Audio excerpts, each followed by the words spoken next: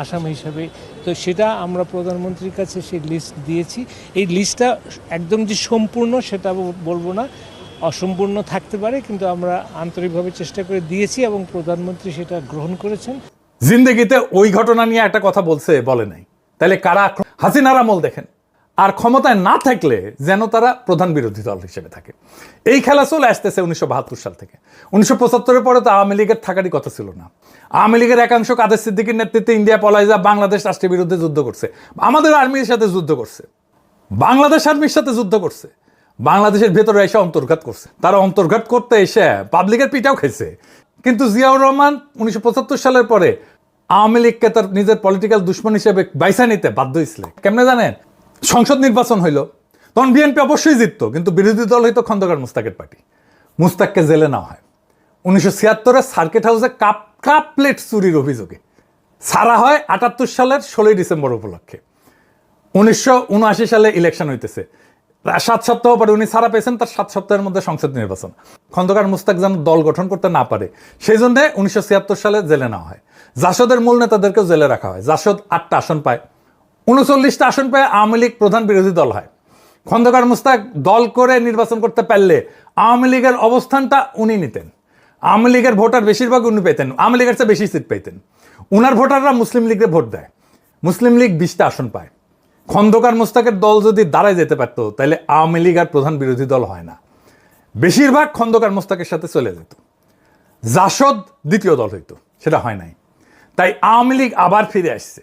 যেহেতু জিয়াউর রহমান আওয়ামী লীগরেই তার পলিটিক্যাল দুশ্মন বানাইতে চাইছিল, তাই আওয়ামী লীগ ফিরে আসছে। সেই কারণে খন্দকার মুস্তাকের জনসভায় বোমা হামলা, এই ঘটনা বিএনপিকে পরোক্ষ সুবিধা দিতেই পারে। কিন্তু এখনকার অবস্থা কি? এখন কি বিএনপি কোনোভাবে আওয়ামী লীগের স্পেস দিতে পারে? পারবে না। আওয়ামী লীগকে স্পেস দিলে বিএনপির নিজের যে ভোট ব্যাংক গড়ে উঠছে সেটা ধরে রাখতে পারবে না। জামাত ভীতি দেখায় বিএনপি পুরো আওয়ামী লীগের ভোট নিজের বাক্সে নিতে পারবে যদি আওয়ামী লীগ ভোট না করে। আর ভোট করলে ওই ভোট চলে যাবে। অদ্ভুত একটা অবস্থা বিএনপি। ইন্ডিয়াপন্থীরাও ভোট দেয়, অ্যান্টি ইন্ডিয়ানরাও ভোট দেয়। এইভাবে আপদকাল চলে, কিন্তু লং টার্মে কোনো একটা ক্লিয়ার পজিশন নিতে হবে। যাই হোক, ওই আলেপে আর না যাই। মানে 40% মানুষ তো জামাত এনসিপিতে ভোট দিছে, সংখ্যাটা কম না। এরা ঠিক রাজনীতি করতে পারলে বিএনপি মানে জামাত এনসিপি, তাহলে বিএনপির আরো ভোট নিয়ে আসতে পারবে। এরা যদি ঠিক রাজনীতি করতে পারে, এই কাজ করতে পারবে কিনা আল্লাহ মালুম। সংসদে তো তার প্রতিফলন দেখি না। যাই হোক, খন্দকার মুস্তাকের দল নাই, তাই জনসভায় বোমা মাইরা মানুষ মেরে ফেলার কোনো বিচার হয়নি। 16 জন মানুষ মারা গেছে, কোনো বিচার হয় নাই। কেউ এটা নিয়ে কথা বলে না। তারেক রহমানের সরকারের এই বোমা হামলার তদন্ত রিপোর্ট খুঁজে বের করে প্রকাশ করা উচিত, পাবলিক করে দেওয়া উচিত। আর মতিউর রহমান আর মাহফুজা নামকে বাঙ্গু সুশীল সাংবাদিকদেরকে জবাব দিতে হবে। কেন বোমা হামলায় সাংবাদিক মারা গেল, এইটার জন্য তারা কোনো প্রতিবাদ করলো না, আর বিচার চাইলো না। কেন তারা বিচার চায় না, এটার জবাব দিতে হবে। ওই সাংবাদিক মারা গেছে, আশা তার জীবন না। দিল্লি স্টারে আগুন দেওয়ার পরে পারলে তো কেন্দ্রে দেয় মাহফুজানন্দ প্রভুপাত, এখন বাইসে থাকাই অসম্ভব হয়ে গেছে। সাংবাদিকদের বাইসে থাকা কি 1980 সালে খুব সম্ভব ছিল?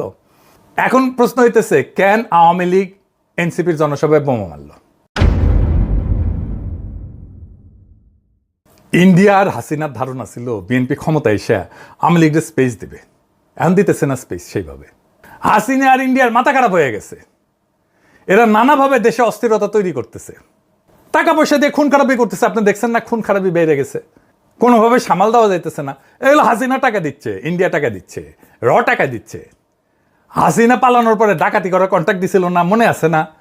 আর এনসিপি তো আওয়ামী লীগের 1 নম্বর শত্রু, ছোট দল, তাই এনসিপির উপরে হামলা করাটা তার জন্য সুবিধাজনক।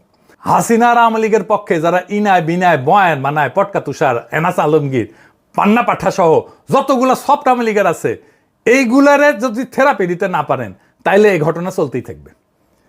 একেবারে রুলারের মতো সোজা হয়ে যাবে। থেরাপি দিবেন, বোমা হামলা বন্ধ হয়ে যাবে, সন্ত্রাস বন্ধ হয়ে যাবে, বোমা হামলা বন্ধ হয়ে যাবে, আওয়ামী লীগের তৈরি করা ভাড়াটা সন্ত্রাস সেটা বন্ধ হয়ে যাবে, দেশ শান্ত হয়ে যাবে। এরাই দেশকে শান্ত করতে দিতেছে না।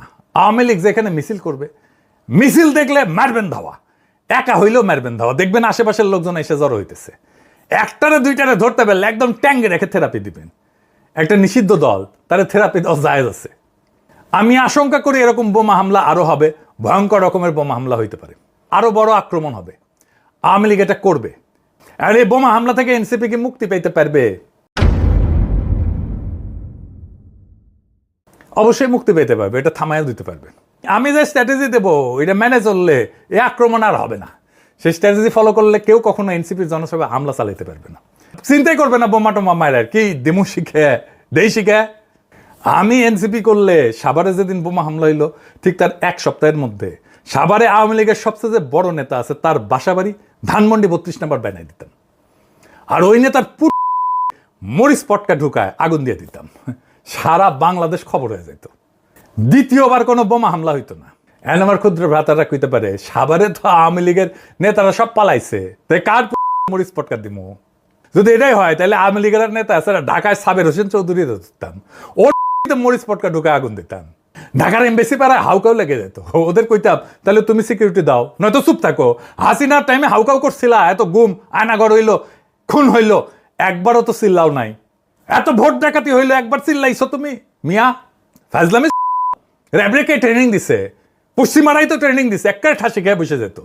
সিপিবি নেতা ছিলেন জসিম মন্ডল, আমার জ্যাঠাদের সাথে রাজনীতি করতেন, রাজশাহীতে আসলে আমার কাছেই থাকতেন মেডিকেল কলেজে।